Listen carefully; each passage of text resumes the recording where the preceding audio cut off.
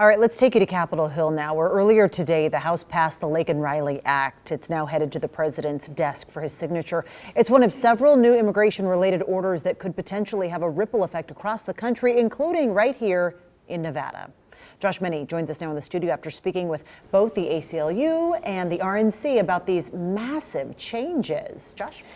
Yeah, Kristen, I spoke to ACLU of Nevada. They are ramping up efforts to arm people with as much knowledge about constitutional rights as possible as these changes take hold.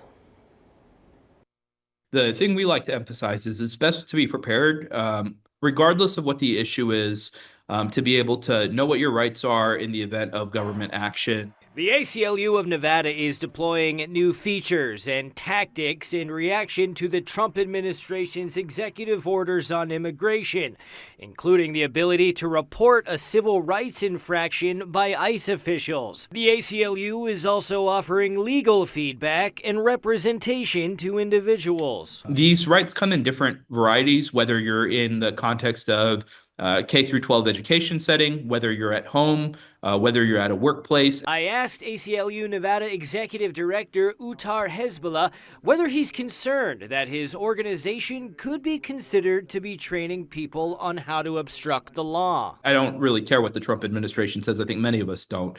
They're another set of elected officials. And again, I don't care if they're Republican or Democrat, and neither does my team, neither does our organization, neither does any of our constituency. Regardless of what the party is, we stand and uphold the principles of civil liberties and civil rights. On the other hand, RNC National Committeeman for Nevada, Jim DeGraffenreid, says President Trump's executive orders are based on returning the country to a place of law. The problem has grown out of control. On his first day in office, President Biden eliminated by executive order all of the controls on immigration that President Trump had put in place in his first term, and we saw the result of that. Millions of illegal immigrants crossed the border over the 4 years of the Biden-Harris administration. On Wednesday, the U.S. House passed the Laken Riley Act, which allows ICE and law enforcement to detain undocumented immigrants with criminal records. DeGraffenreid says this is a problem that Northern Nevadans know all too well about. Here in Reno and Douglas County, we're very familiar with some of those issues. Back in 2019, it was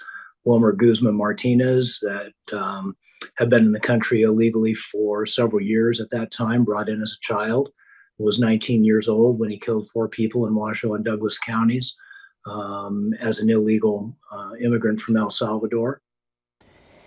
And yesterday, Nevada Attorney General Aaron Ford joined 22 other states' attorneys general in suing the Trump administration over Trump's order to bar immigrant children from gaining birthright citizenship. And this is just one of hundreds of lawsuits filed against Trump's order, and many more to come. Covering the first 100 days, Josh Meny, 2 News Nevada.